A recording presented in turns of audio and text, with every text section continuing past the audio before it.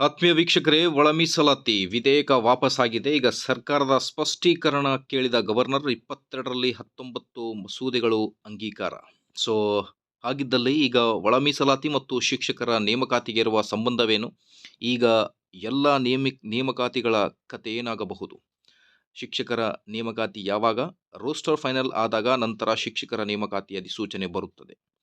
ಈ ವಿಡಿಯೋ ಬಹಳನೇ ಇಂಪಾರ್ಟೆಂಟ್ ಆಗಿರುತ್ತೆ ವೀಕ್ಷಕರೇ, ಒಳ ಮೀಸಲಾತಿ ಕುರಿತು. ವಿಡಿಯೋನ ಕಂಪ್ಲೀಟ್ ಆಗಿ ವಾಚ್ ಮಾಡಿ. ವಿಡಿಯೋನ ಸ್ಟಾರ್ಟ್ ಮಾಡೋಣ. ಅದಕ್ಕಿಂತ ಮುಂಚೆ ನೀವು ಕೊಡುವ ಒಂದೇ ಒಂದು ಲೈಕ್ ನಮಗೆ ಸಪೋರ್ಟ್ ಆಗಿರುತ್ತೆ. ದಯಮಾಡಿ ವಿಡಿಯೋನ ಲೈಕ್ ಮಾಡಿ, ಅದರ ಜೊತೆಗೆ ನಮ್ಮ ಯೂಟ್ಯೂಬ್ ಚಾನಲನ್ನು ಕೂಡ ಸಬ್ಸ್ಕ್ರೈಬ್ ಮಾಡಿಕೊಳ್ಳಿ.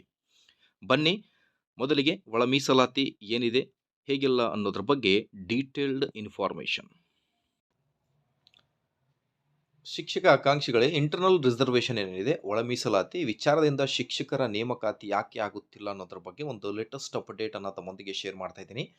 ಸೊ ಮೊದಲಿಗೆ ಇಂಟರ್ನಲ್ ರಿಸರ್ವೇಷನ್, ಓಕೆ, ಈ ಒಳ ಮೀಸಲಾತಿ ಏನಿದೆ ಅಂತ ನೋಡ್ತಾ ಬಂದರೆ, ಒಳ ಮೀಸಲಾತಿ ಅಂದರೆ SC, ST, OBC ಒಳಗೆ ಉಪವರ್ಗಗಳಿಗೆ ಪ್ರತ್ಯೇಕ ಮೀಸಲಾತಿ ಕೊಡುವ ವ್ಯವಸ್ಥೆ ಆಗಿರುತ್ತೆ ಇದು.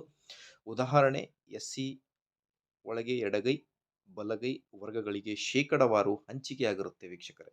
ಸೊ ಈಗ ಶಿಕ್ಷಕರ ನೇಮಕಾತಿಗೆ ಇದರ ಸಂಬಂಧವೇನು ಅನ್ನೋದ್ರ ಬಗ್ಗೆ ನೋಡ್ತಾ ಬಂದರೆ, ಶಿಕ್ಷಕರ ನೇಮಕಾತಿಯಲ್ಲಿ ಮೀಸಲಾತಿ, ರೋಸ್ಟರ್, ವರ್ಗವಾರು ಹುದ್ದೆ ಹಂಚಿಕೆ, ಬ್ಯಾಕ್ಲಾಗ್ ಇವೆಲ್ಲವೂ ಕಾನೂನುಬದ್ಧವಾಗಿ ಸ್ಪಷ್ಟಪಡಿಸಬೇಕಾಗಿರುತ್ತೆ. ಓಕೆ, ಈಗ ಒಳ ಮೀಸಲಾತಿ ವಿಚಾರ ನ್ಯಾಯಾಲಯದಲ್ಲಿ ವಿಚಾರಣೆ ಮತ್ತು ಸರ್ಕಾರದ ಸ್ಪಷ್ಟ ಆದೇಶ ಬಾಕಿ ಇದೆ.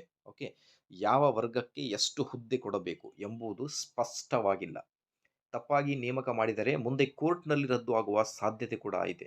ಆದ್ದರಿಂದ ಸರ್ಕಾರ ನೇಮಕಾತಿ ಪ್ರಕ್ರಿಯೆಯನ್ನು ತಾತ್ಕಾಲಿಕವಾಗಿ ನಿಲ್ಲಿಸಿ ಅಥವಾ ವಿಳಂಬ ಮಾಡುತ್ತಿದೆ.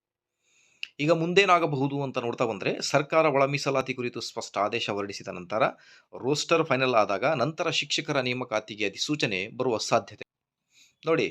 665 ಇಂಟರ್ನಲ್ ಕೋಟಾ ಫಾರ್ಮುಲಾ ಏನಿದೆ, SC ರೈಟ್ 6%, SC ಲೆಫ್ಟ್ 6%, ಇತರೆ SC ಗುಂಪುಗಳು 5%, ಈ ಥರ 17% ಕೋಟಾಯೊಳಗೆ ವಿಭಜನೆ ಮಾಡಿದೆ.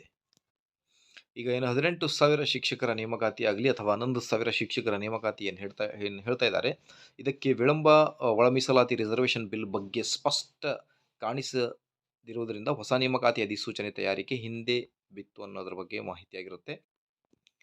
ಈಗ ಈ ಒಂದು ಒಳ ಮೀಸಲಾತಿ ಮತ್ತು ಶಿಕ್ಷಕರ ನೇಮಕಾತಿಗೆ ಸಂಬಂಧ ಏನು ಅಂತ ನೋಡ್ತಾ ಬಂದರೆ, ಒಳ ಮೀಸಲಾತಿ ವಿಧಾನ ಇನ್ನೂ ಕಾನೂನುಬದ್ಧವಾಗಿ ಪೂರ್ಣವಾಗಿ ಅನುಮೋದನೆ ಪಡೆಯದ ಕಾರಣ ಶಿಕ್ಷಕರ ಹೊಸ ನೇಮಕಾತಿ ಪ್ರವೇಶ ಪತ್ರ ಪ್ರಕ್ರಿಯೆ ಮುಂದೂಡಲ್ಪಟ್ಟಿದೆ ಅಂತ ಹೇಳ್ತಾ ಇದ್ದಾರೆ. ಸೊ ಹಾಗಾಗಿ ಆದಷ್ಟು ಬೇಗ ಶಿಕ್ಷಕರ ನೇಮಕಾತಿ ಆಗಲಿ. ಮಾಹಿತಿ ಇಷ್ಟದಲ್ಲಿ like, share and subscribe. Thank you friends.